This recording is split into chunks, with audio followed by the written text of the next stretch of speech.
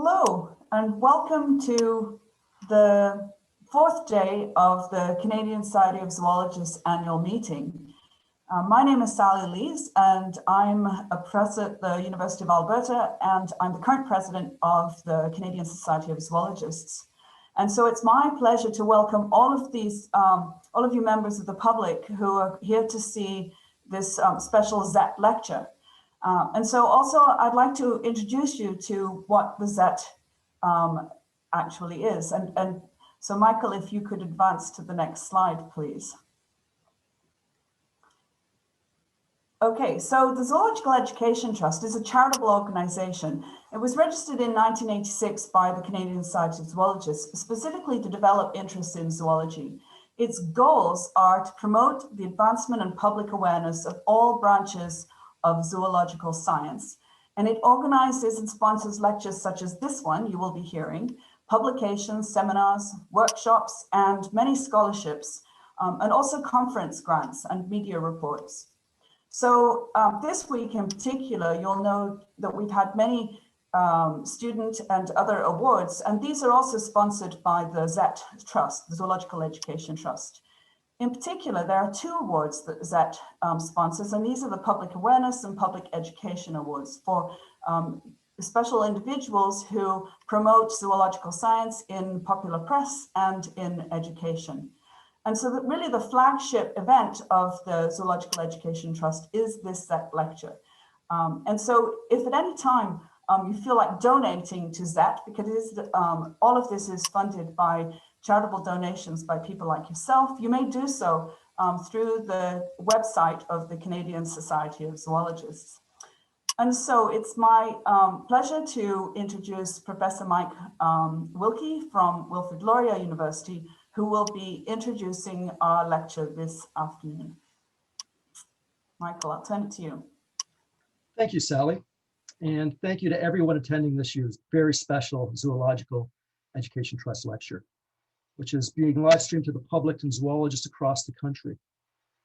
Because it will not be possible to ask our speakers questions directly, we ask that you use the Q&A button on your screen to submit your questions at any time during the presentation, and they'll be dealt with in the discussion following the presentation. Most importantly, I ask that you be cognizant of the emotional labor that the speakers have invested in today's presentation for you.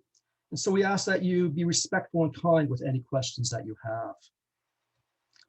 I would like to extend a special welcome to young people and members of Canada's Indigenous communities who have taken the time to participate in today's proceedings.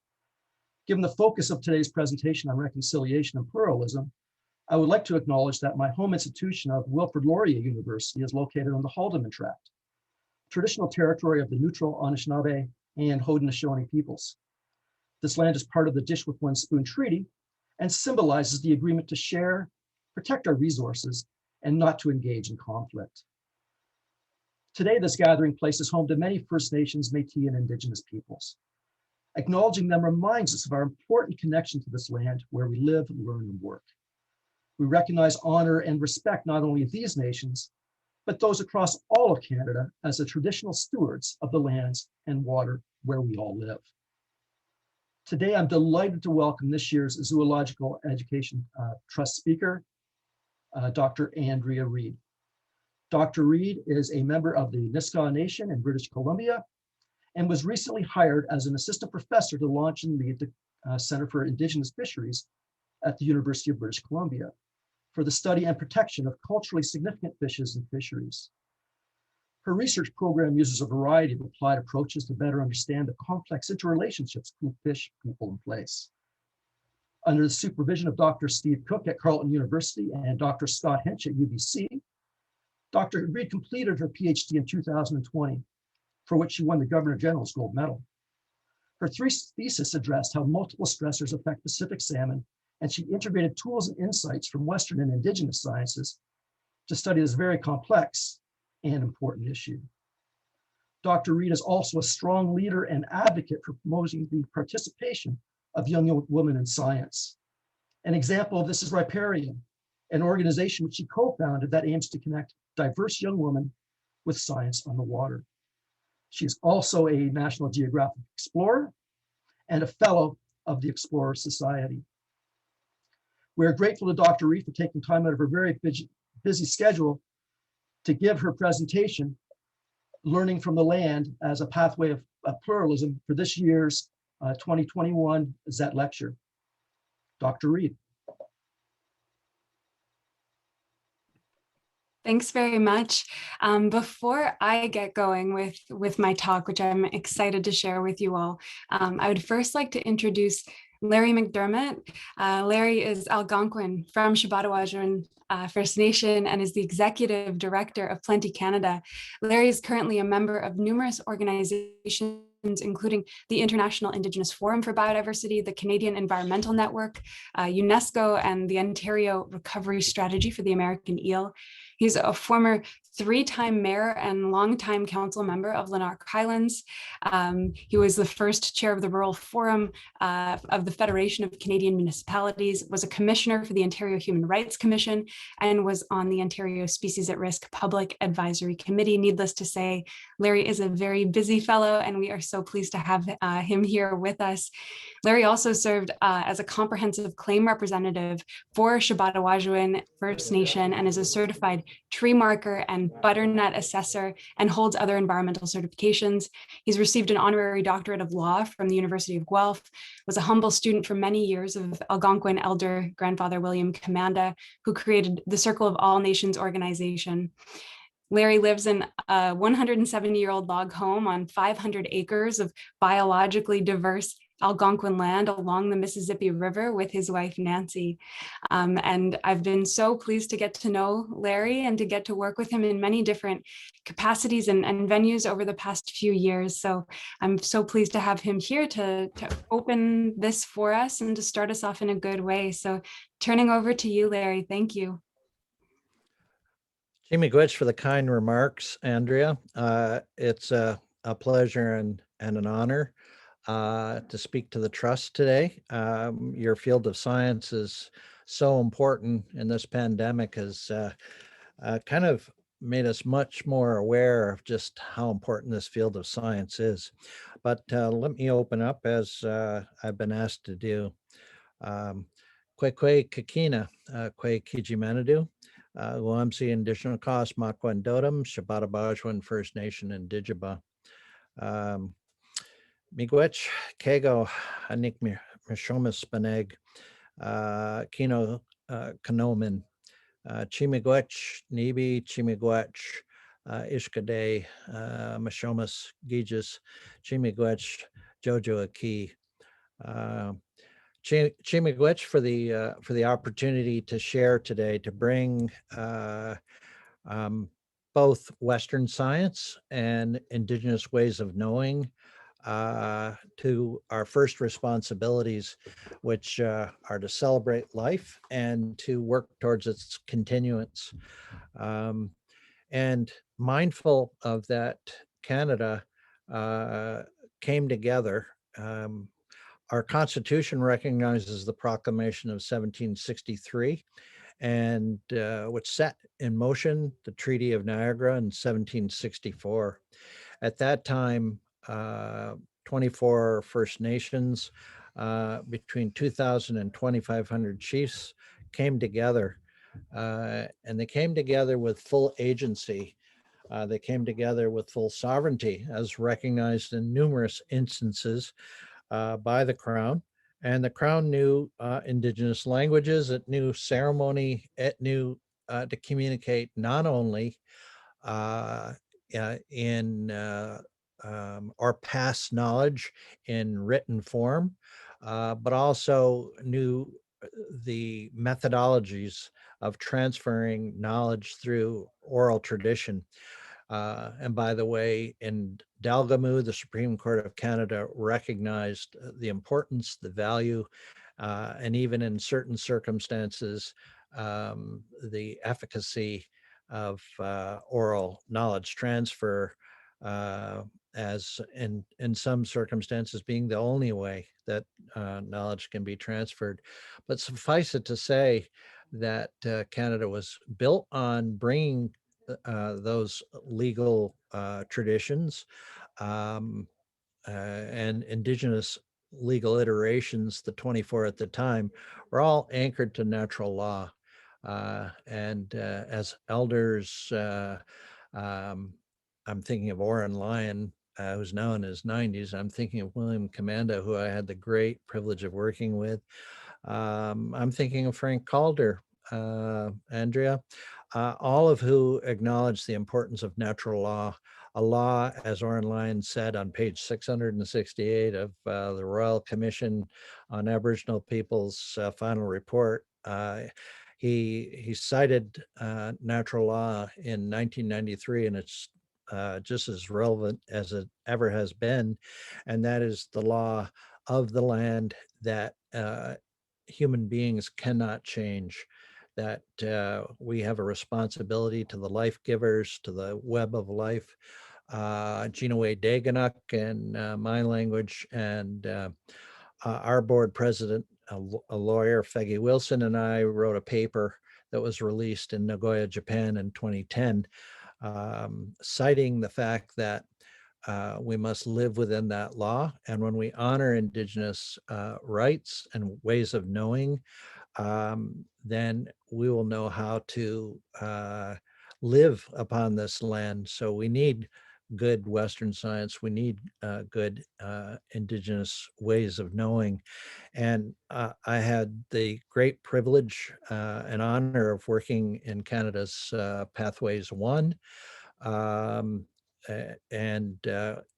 What was identified was a co-governance model that recognized and made accommodation for conventional Western governance as well as Indigenous governance.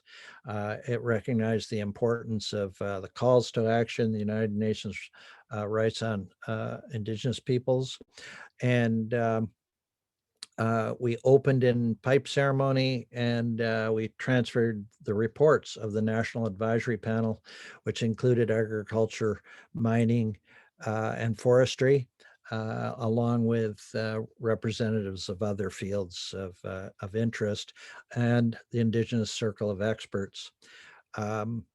This recognized the global Aichi targets, Aichi Target 18, the inclusion of Indigenous peoples and our knowledge systems, and of course Aichi Target 11, expanding protected areas, and working with the other 18 Aichi targets.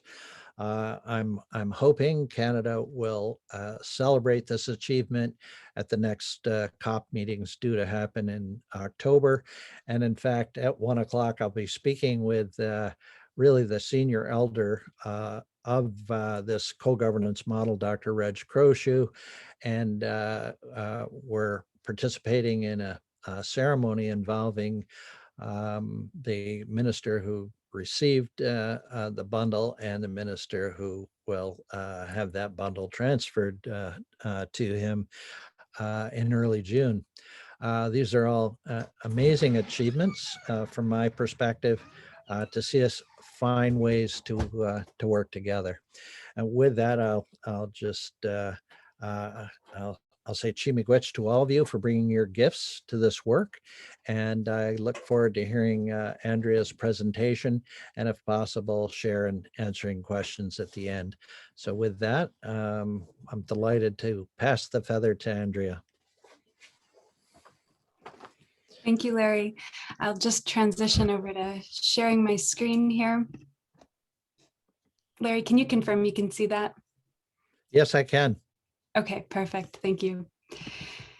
So welcome everyone to this Zoological Education Trust Symposium. It's my honor to be here with you today. This public lecture is meant to invite well-recognized zoologists to talk about new trends in zoology. And I guess I'll start us off today by saying I'm actually here to talk about something very old, this idea of land-based learning that I reference in my title and that Larry touched on, which has been around since before written records were kept. And I'll clarify now that I don't actually consider myself to be a zoologist. I'm an ecologist and a fisheries scientist, but I'm pleased to be here in the company of all of you experts that do study the behavior, the physiology, the classification, and the distribution of animals in the land now known as Canada, and of course beyond Canada, as well as hopefully some budding and citizen zoologists in classrooms and communities across the country. So welcome everyone.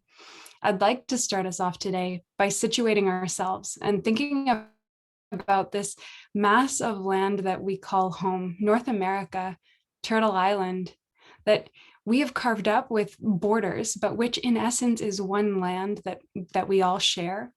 And I'll share here a few words from Gary Snyder's 1974 book entitled Turtle Island, where he wishes that we may see ourselves more accurately on this continent of watersheds and life communities, plant zones, physiographic provinces, culture areas, following natural boundaries. The quote unquote USA and its states and counties are arbitrary and inaccurate impositions on what is really here. The very same can be said for Canada and our provinces and districts. I'm joining you now from the territories of the Humusqueam, the Squamish, and the Tsleil-Waututh, in a place only relatively recently named after a British officer of the Royal Navy, Captain George Vancouver. And I want us all to pause here for a moment to consider what it is we can learn from place names when we allow the land or the waters to shape their names. For instance, if you're joining from Quebec, this comes to us from the Algonquin language, meaning narrow passage or strait. If you're joining from Toronto, this is a Mohawk name, meaning where there are trees standing in water. Many places, the old names have been erased and replaced by new ones, as is the case for Epikwit, where I grew up, meaning lying on the water or resting on the waves in Mi'kmaq, now less informatively known as Prince Edward Island. What are we losing when we move away from words and languages that tell us something about the places we inhabit? How does this change our relationship to place and our treatment of place? The very name of this nation, Canada, is likely those my age and older will remember from that Heritage Minute. It comes from the word Canada, a Huron-Iroquois word meaning village or settlement. We live in a country of Indigenous place names, as evidenced by this Canadian Geographic education tool using Google Earth to share Canada's original place names. But few among us have had the opportunity to learn these histories, to engage with the knowledge systems that stem from these lands, to learn the languages Indigenous to this place, which is even true for a startling number of Indigenous peoples in this country, myself included. One form of education, one language, one way of knowing, all stemming from Eurocentric roots, has marginalized all that was here before colonization, a teeming diversity of cultures, of other ways of knowing and speaking that have declined in abundance, just like the buffalo, salmon, and other species that we as conservation scientists are so deeply concerned about. Our concern should extend beyond the sphere of biological diversity to also consider maintaining a plurality, as also referenced in my title, in ways of knowing, in cultural diversity, particularly when answers to many of today's biodiversity crises may well lie in the hands of Indigenous peoples across Turtle Island, but especially when the loss of cultural keystone species like these, like the salmon and buffalo, precipitate the cultural genocide of a great many peoples. We're also currently at a time of greater reckoning with colonial and racist histories, where many people are more willing than at times in the past to confront these uncomfortable truths. So in many ways, this feels like the right time to be having this conversation about a return to and creating space for Indigenous pedagogy and educational approaches. The conversation we are all here to have today is one centered on how we can re-engage with ways of knowing that don't see the land and people as separate, that don't see learning opportunities as segregated from the rhythms of daily life, like hunting or fishing or trapping or gathering, and that despite historic and contemporary acts of erasure, Indigenous peoples have fought fiercely to maintain and reclaim. Now that I've situated us in terms of geography and in terms of purpose, I need to position myself in relation to the work that I'm here to share.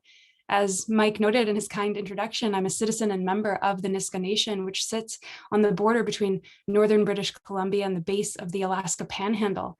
I'm a descendant of the Stewart family from Gingolth and of the Giscast or Killer Whale clan. I'm also of Irish descent and was raised far outside Nisga'a territory on the opposite side of Canada on PEI, as I just mentioned. By blood, I am a daughter, sister, auntie, and by spirit and occupation, I'm a water and fish researcher and protector. As also noted, I'm a new assistant professor in the UBC Institute for the Oceans and Fisheries, where I'm the principal investigator for our new Center for Indigenous Fisheries. I and we are guided by the core principle of co-creating knowledge with our partners, of building on both Western and Indigenous sciences and understandings, like Larry prefaced, treating them with the same level of respect, recognition, and validity. I'm also a co-founder of a registered Canadian charity that Mike mentioned, Riparia, that connects young women with learning opportunities on the water. A group that firmly believes that water is life and that we all have a role to play in its care and protection, an effort that I will happily share more detail on later in this lecture. So let's unpack this foundational concept of land to begin. When you hear land, what comes to mind for you? For many, especially biologists, I think a lot of us think of the solid, non-watery parts of Earth's surface, arable land maybe, where we can grow crops. Others might think of their country, their homeland or motherland. It might even fit within its name, such as Iceland or New Zealand. Perhaps in Canada, you think of crown lands, which in many cases across this country, despite its name and apparent connection to the monarchy, crown lands are unceded, meaning that Indigenous title has neither been surrendered nor has it been acquired by the crown. Wildlands, or so-called wilderness areas, have been thought of as untamed lands, separate from and in need of human control, an ethic challenged by Aldo Leopold in his classic text, A Sand County Almanac, where he outlines a need for a new ethic, dealing with humans' relation to land and to the animals and plants which grow upon it. There, he says, the land ethic simply enlarges the boundaries of the community to include soils, waters, plants, animals, or collectively the land. In short, a land ethic changes the role of Homo sapiens from conqueror of the land community to plain member and citizen of it. But this is, of course, not a new idea at all, and one that Indigenous peoples across Turtle Island have been ascribing to, practicing, and honoring over millennia. According to a 2020 review of Indigenous learning on Turtle Island, the importance of land cannot be overstated when it comes to Indigenous education and pedagogy. Land is our first and our best teacher. Research shows that outdoor learning has mental health benefits. It improves understanding for active learners. It can help students develop environmental awareness and a connection to place. For instance, 2 pilot studies that involved week-long outdoor learning experiences for youth in Europe reported an increase in life satisfaction, mindfulness, and self-efficacy, as well as lower perceived stress in youth that participated in their programs compared with others that did not. We can look at the science behind it, but this is, of course, something that many of us already inherently know to be true. When we spend 1 week outdoors doing things that we love, hiking, canoeing, camping, or just being, and for us biologists, researching, turning over rocks, thinking on why things exist and flourish in just the way they do, how much better do we feel? The benefits span the physical, intellectual, spiritual, and emotional dimensions of wellness, also represented by the 4 directions of the medicine wheel. The medicine wheel across many Indigenous nations represents this alignment and continuous interaction between these various realities, with this circle shape representing the interconnectivity of all aspects of one's being. And these benefits are ones that pertain to all learners, not exclusively those that are Indigenous. Land-based learning recognizes that the best place to learn about the river for everyone is on and from the river. But here I also want to challenge us to think critically about what it means to engage in land-based learning. Does this necessitate that we leave the city, enter the so-called wilderness for it to be effective? Absolutely not.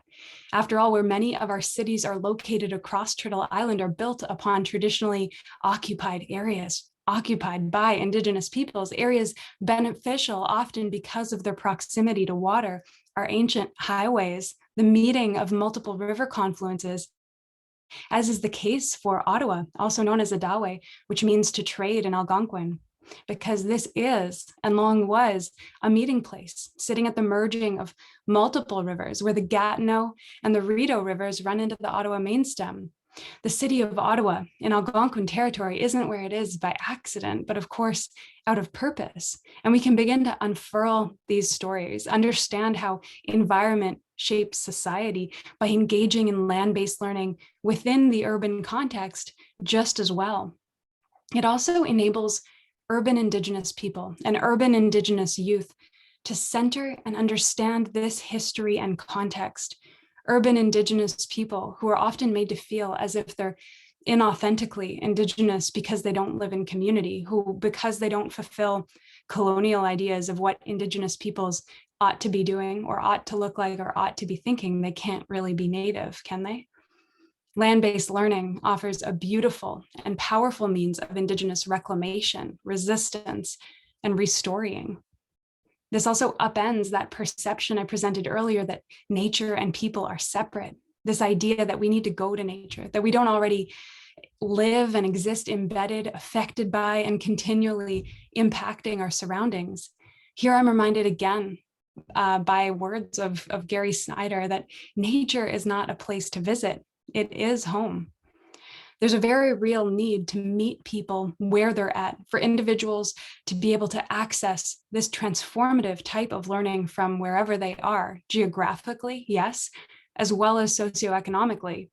Many programs in Canada and the United States that get youth out on the land for extended periods of time tend to privilege those who can afford to get themselves to remote parts of the country, who can pay often exorbitant amounts for these unique experiences, who can afford to not be working, who can afford to volunteer, who can afford to be away and not be available to help their families, who can access these experiences as a result of these realities is therefore a really important question to unpack.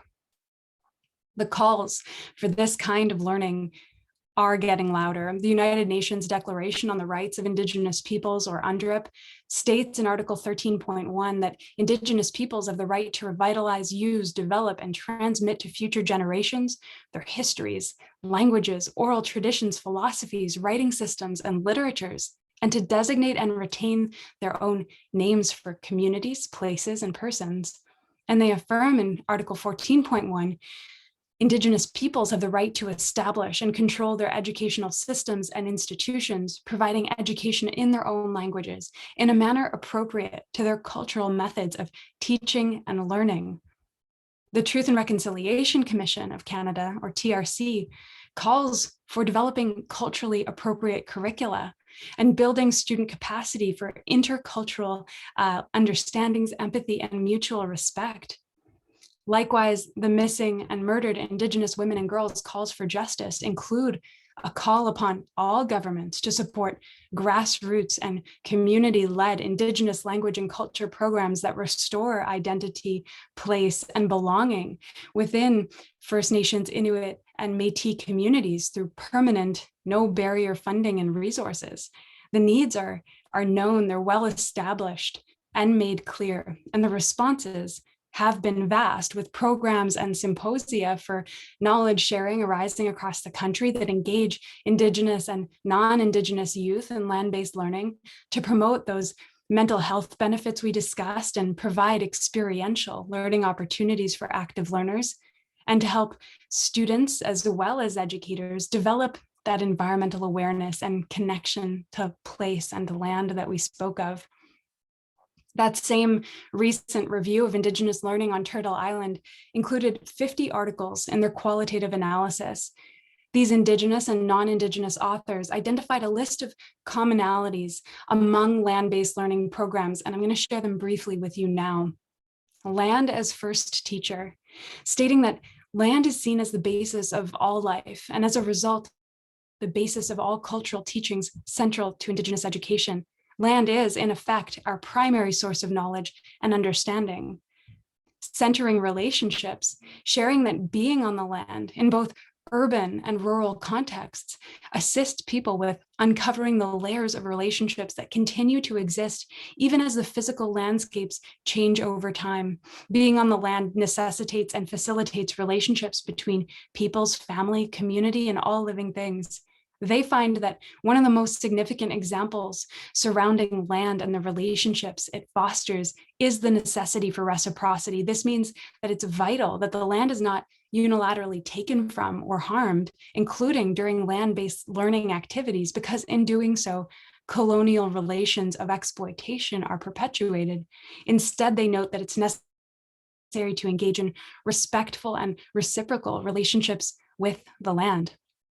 Holistic perspectives, indicating that land-based learning differs from Western pedagogies in taking a holistic perspective that considers the spiritual, emotional, intellectual, and physical elements of human interactions, those four directions that we discussed earlier. These elements are not isolated, but rather in continuously evolving relationships with one another. Land as a place of reflection, stating for many that land is central to the concept of self because one is in constant transaction with the environment. This concept of self, which is derived from the land, is strongly tied to cultural and social identity, both of which bring people a sense of cultural pride and community confidence. And lastly, Indigenous resistance to colonial structures, noting that the current Eurocentric education system perpetuates colonial values by erasing and omitting Indigenous histories, cultures, knowledges, and education systems.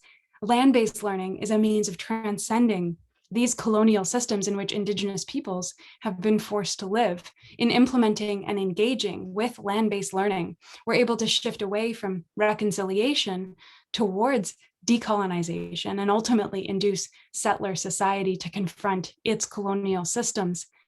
Decolonization in this context refers to the movement to eliminate or at least mitigate the disproportionate legacy of white European thought and culture in education by bringing learners on the land to learn from the land in relationship with the land. We're in effect moving away from the Eurocentric model of classroom-based teacher-led instruction and moving towards an Indigenous education model where learning is made possible through everyday experience, through relationship.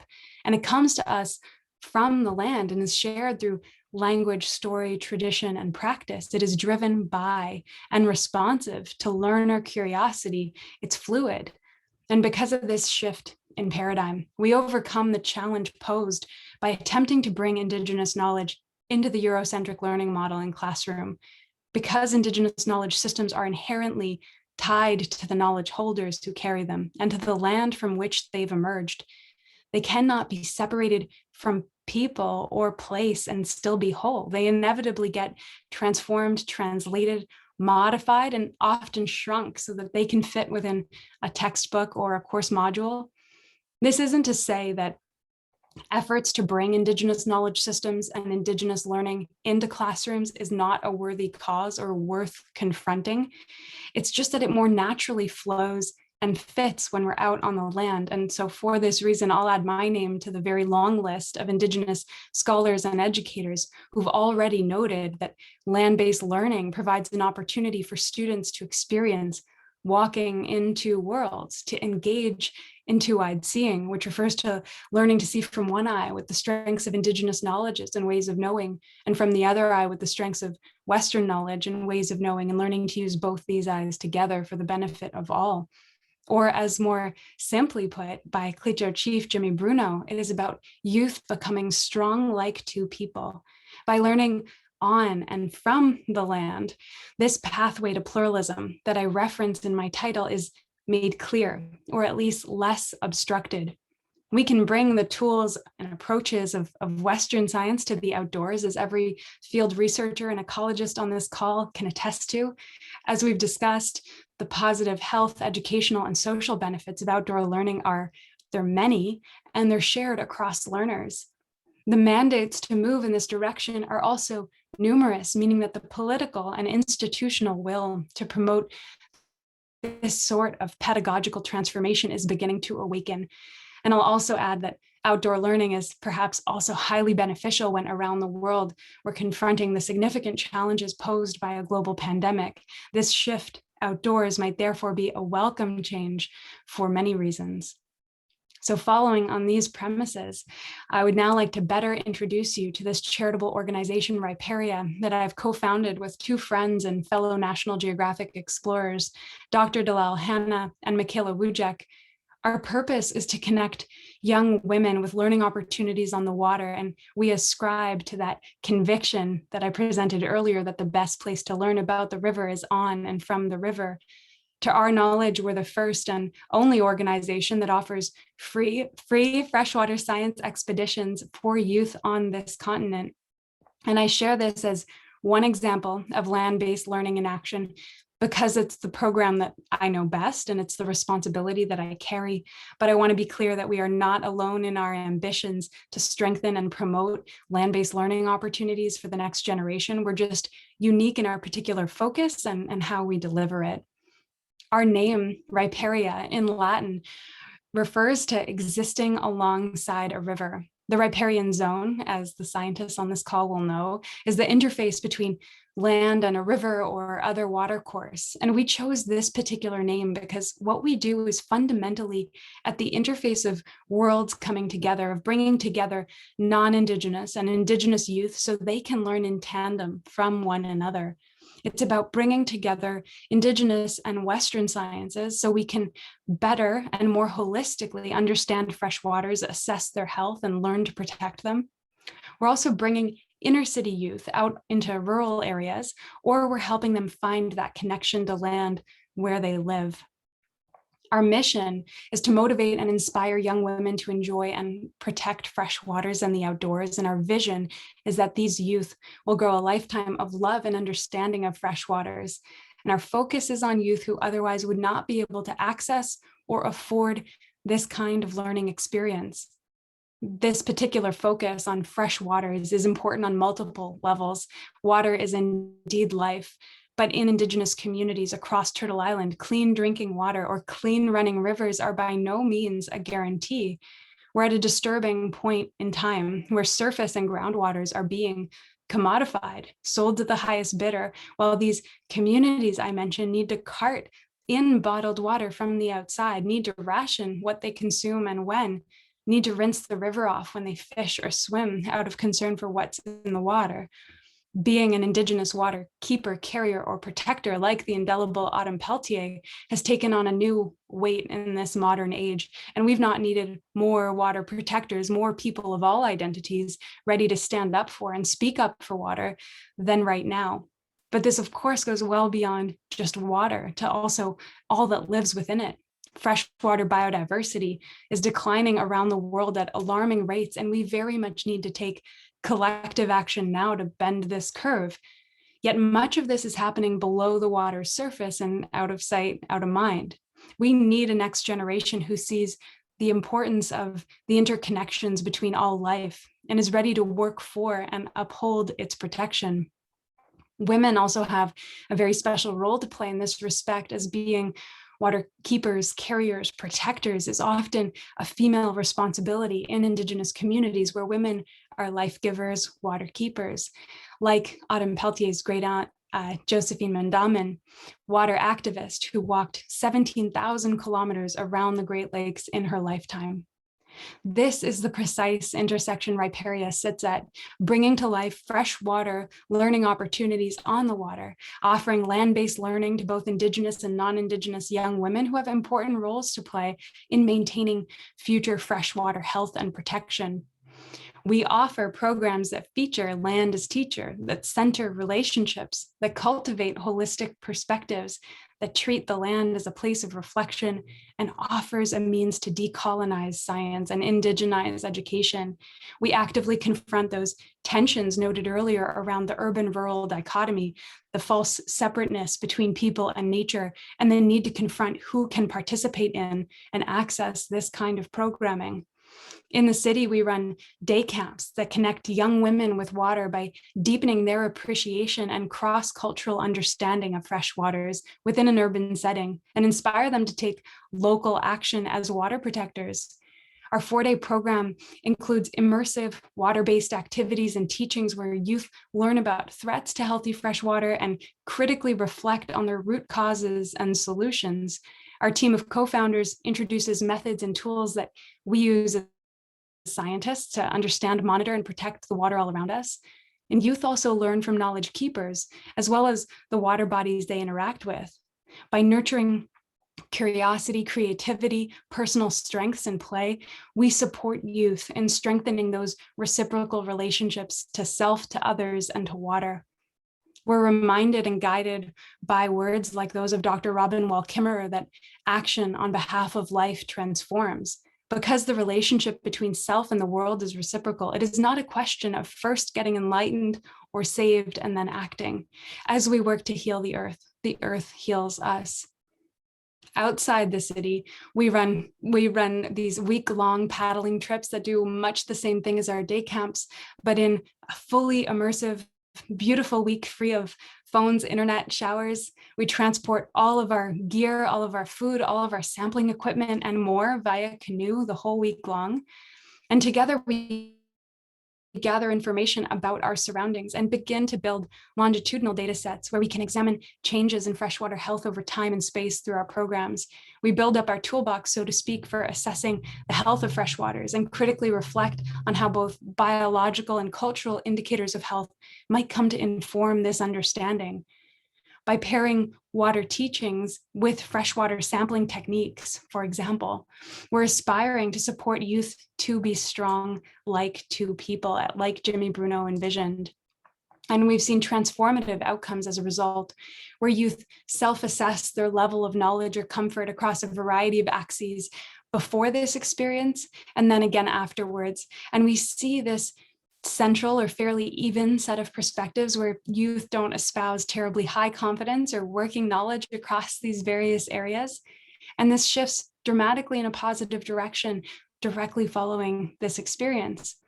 These outcomes are supported through statements shared by youth, which to me say far more than numbers on a figure. For instance, this 16-year-old from the Mohawk community of Ganawage said that what I really loved about the expedition is all the activities we did. We tested water quality, which I don't think I would have the chance to do anywhere else. And I thought it was truly amazing because water is the most important thing. It's a thing we all have in common. We all need water. Youth are sent home with gear and sampling equipment so they can continue to enjoy the outdoors, be on the land safely, and continue to protect water where they are beyond the program. With assistance from our educational partners with the New Frontiers School Board in Montreal, we now have accredited our programming, effectively making clear that this land-based learning opportunity holds just as much value as the experience gained in the formal classroom setting. We take time and space on our programs to recognize that these youth have paid to be here, even if there's no financial cost to their involvement. They have taken time away from family life, from jobs. They've taken a risk. They've ventured outside their comfort zones. Many are first-time paddlers, first-time campers. So from our operating budget, we set aside honoraria for these youth so we can recognize these contributions and their commitments. We express our thanks while also having very frank conversations about the existing wage gaps and continued sexism that exists in this country to this day.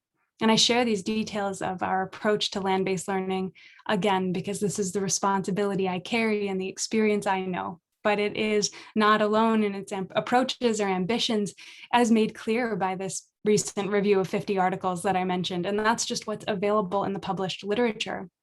Communities and urban Indigenous peoples across this continent, it is apparent, are actively creating contexts in which the land can once again be treated as a source of knowledge, transforming our relationships and improving our understanding of how to respect and uphold our responsibilities to land and, of course, water.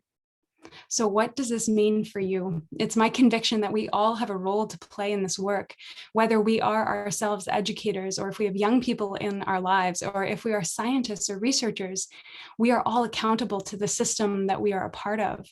And we can all have a hand in improving it for all learners if that's an outcome we want. And because I always get this question, I want to get really specific about just a few ideas for what you can do to support or get involved with land-based learning and or enable pluralism in your work. But I want to caution that these are simply starting points. Doing this work is a lifelong mission for me that I'm constantly learning more about and improving my own abilities to do. So I don't want to present these as simply a few boxes to check. They are simply put points of entry. So for educators on this call at all levels, from kindergarten to university, we can create opportunities to feature the voices of others who aren't typically given space in our classroom settings. There's so much that we can do to diversify who learners learn from, and we need to make sure that these opportunities don't just rely on the goodwill of others, but are financially supported so those contributions are recognized. We as educators don't work for free, so why should they? If schools and universities are serious about the Indigenous commitments and strategic plans that they are putting out at rapid speed, there needs to be institutional support for these kinds of initiatives. We can cultivate real partnerships outside academic institutions that we work within.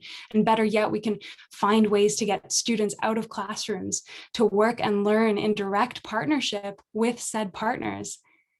And there's a lot that we can do, especially as faculty members in universities. I'm rapidly learning to challenge what has been the accepted norm and to push those boundaries that have kept learning confined to certain spaces and forms for so long.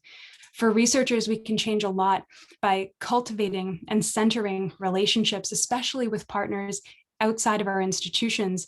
And we can take time to engage with these partners in the right way, requiring real recognition that strict expectations around tight timelines and the notion of publish or perish don't suit work of this nature in general. And probably the best way of doing this is by first recognizing that the best time to build these connections and relationships is precisely not when we have a project on deck that we're trying to push forward or rush through.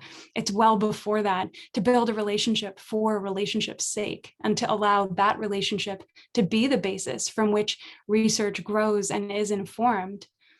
In our research activities, we can minimize harm in all that we do to the land, animals, or plants that we study, as well as harms to communities or partners through extractive or one-sided research that infringes on Indigenous data sovereignty and or Indigenous rights enshrined in UNDRIP. We can learn and follow community protocol for doing research in or on declared title land. We are on Indigenous lands coast to coast to coast. So find out where your work or your campus is situated and learn from those groups what protocols exist. There isn't an expectation that we inherently all know what these protocols are, and they vary across communities, but we all have a responsibility to ask and to find out so that we can be active participants in upholding fundamental human rights. And again, there's room here for us to push boundaries, to change the normative expectations of our discipline. So this kind of work becomes easier for us all in future.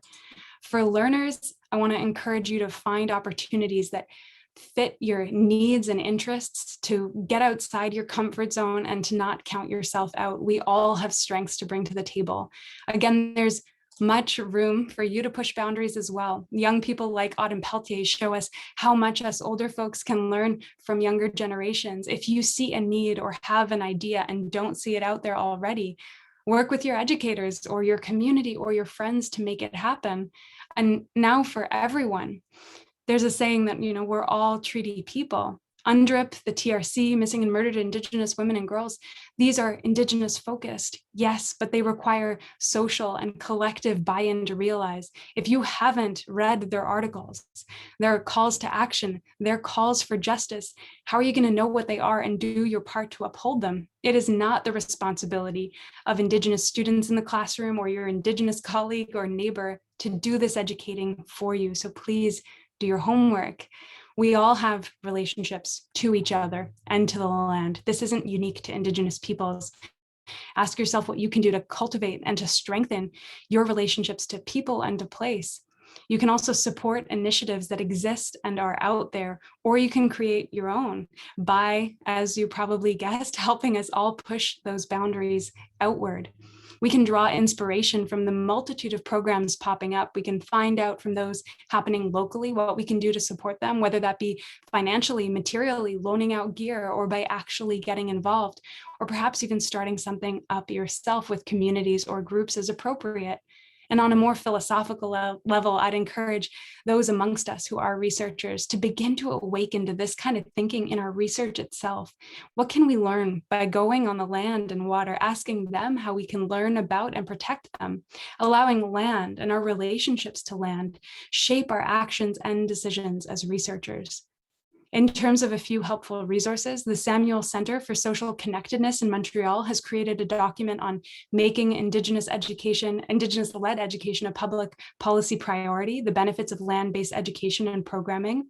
The Elementary Teachers Federation of Ontario has an Indigenous-led report on land-based learning, complete with tools for self-learning, websites to visit, ideas or experiences to have, podcasts to listen to, books, articles to read, videos to watch. The list goes on. And I'll wrap this up by sharing that if you're keen to learn more about these issues, Riparia has just hosted a free NSERC Science Odyssey event on May 12th on speaking up for water, water protectors, storytelling, and science, which is now available on YouTube, featuring 3 outstanding water protectors. So please do go check it out. This event also marked the launch of our first fundraising campaign, which closes on May 26th. So if this is something you'd be interested in supporting or spreading word about, please visit riparia.ca/donate. Any contributions here will go directly and fully to supporting our programming and the training and inspiring of the next generation of water protectors. And in closing, I'd like to extend my sincere thanks to the many who fund, sponsor, support, or partner with us to make what we do possible. And I'd like to, of course, also thank my co-founders, Dr. Dalal Hanna, Michaela Wujek, as well as Riparia staff, Justine Amendalia, Zofia Smea, without whom nothing that I've shared today would have been possible. And just endless thanks to the youth for being so incredible and making this all worthwhile. And so with that, I'd like to say Toyok Sinisam, thank you all for your time and attention today. And I look forward to fielding questions or comments alongside Larry. And if you'd like to get in touch about anything related to Riparia, we can be reached at hello@riparia.ca. Thank you, everyone.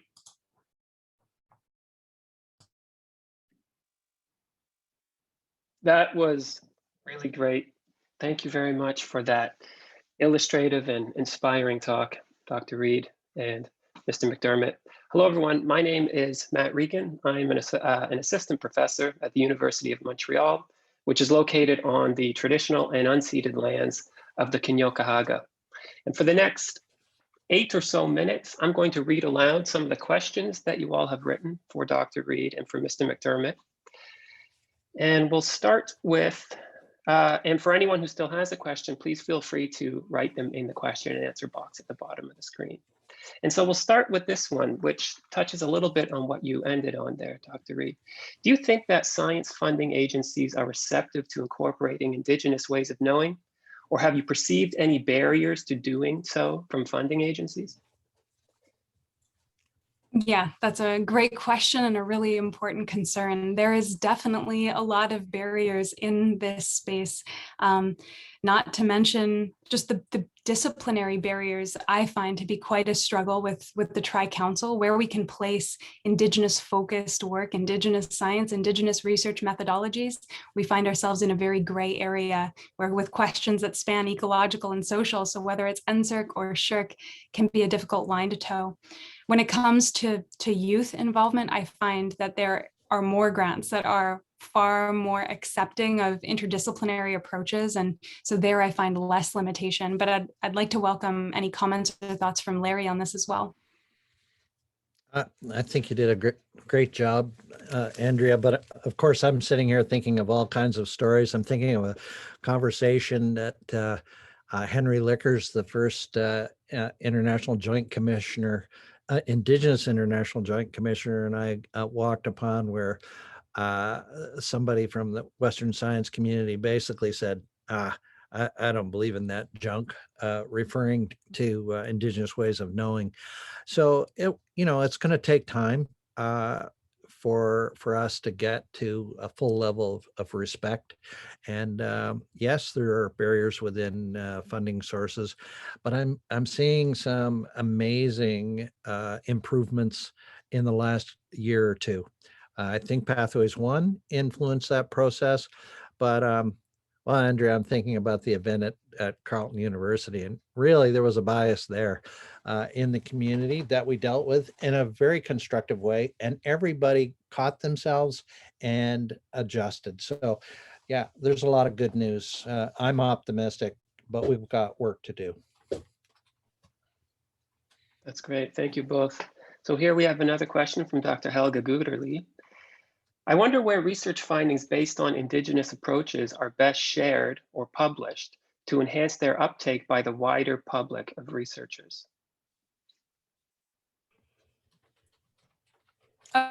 Go ahead, Larry. Oh, I love the question. Whoa. Number one, let's think about the Aichi targets. And I always say, we kind of fly right past number one, and that's that we need to mainstream biodiversity. We need to understand we're all in this together. We need to make it work for everybody. I think one of the ways to do that is to bring in the empathy, the spirituality, the holistic approach that Indigenous ways of knowing have. So how do we transform that in research? By the way, I'm teaching a master's in conservation leadership course this afternoon. I'm bringing that question there. But I think we do it by operating through ethical space. We do it through the recommendations that you'll find in both We Rise Together and Canada's conservation vision that come out of Pathways 1.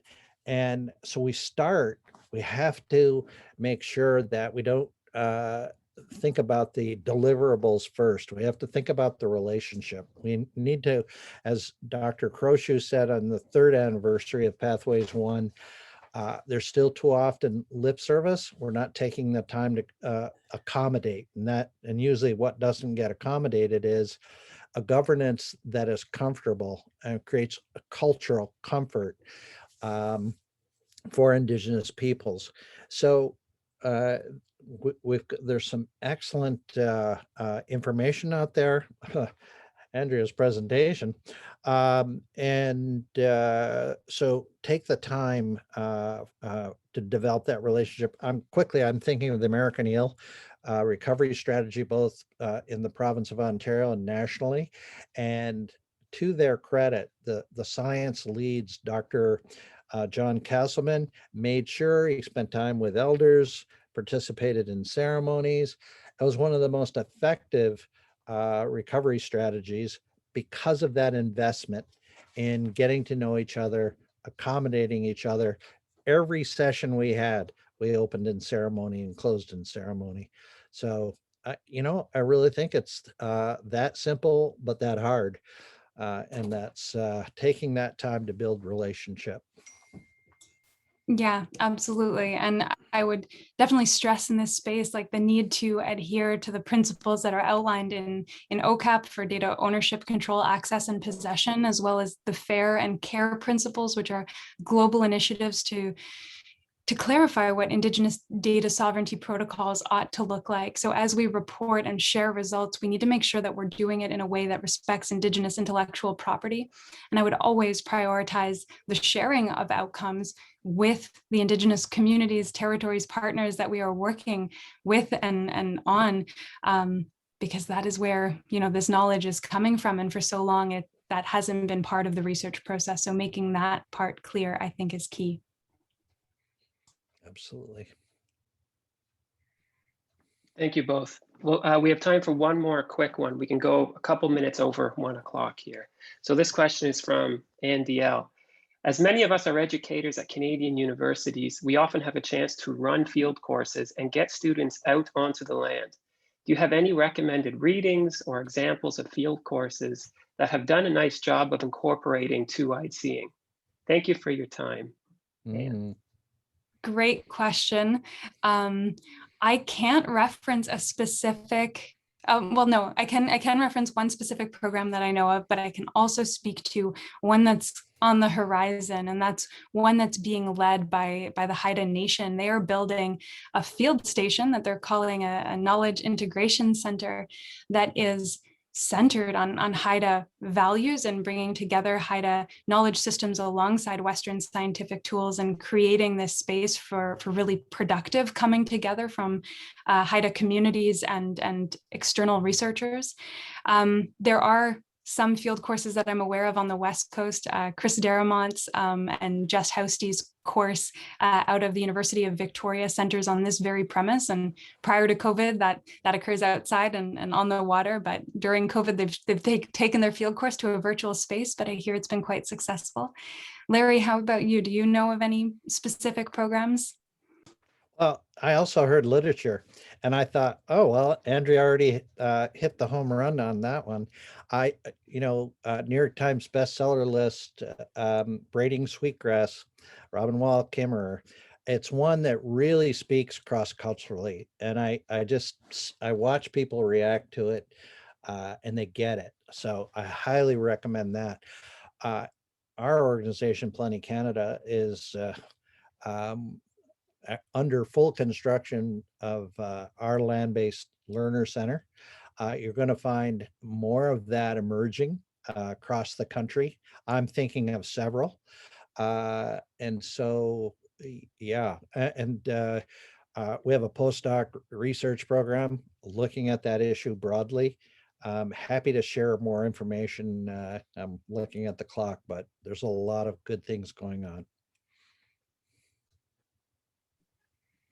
That's great. Thank you both very much. So we have time. We have literally 2 minutes. So we can tackle one more real quickly here. That's okay. It's from Trish. I just want to jump in to give Larry an out because I recognize he has to go speak with Reg Crowshoe. If you need to leave, please do.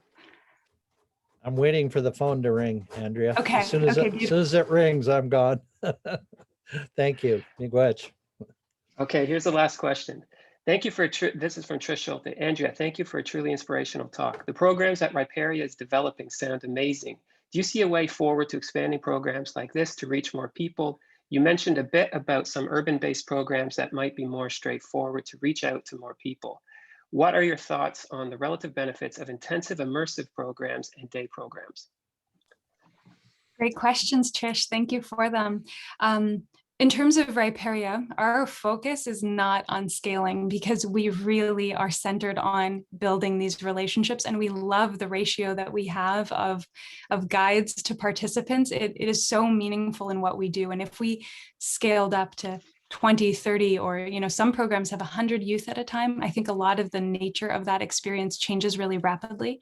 We do over time plan to expand where we're operating and put on more programs, but they'll be similar in scale of 10 to 12 youth at a time with 4 to 6 guides who are with us.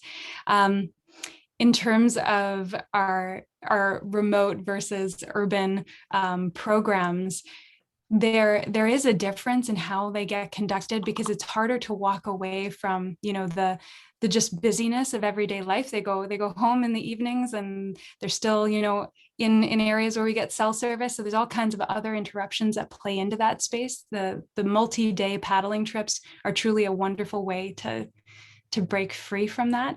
But I find the urban ones really allow for practices to be cultivated that people can really easily embed into their daily lives. And that's harder to make that transition from the ones that are more rurally based. Awesome. Well, we have to wrap up here, but I want to thank everyone for your questions. And especially I want to thank Dr. Reid and Mr. McDermott for your insightful responses, and of course for your excellent talk. And to everyone in the audience, thank you very much for coming today, and we hope that you've enjoyed this year's ZET Lecture. To all conference attendees, I'll remind you there's a coffee break taking place right now, and I think Dr. Reid's going to join us there, so if you have more questions, you can pose them to her directly. And then to all non-conference attendees who are here, thank you very much again for coming, and we wish you all a very good day. Bye-bye.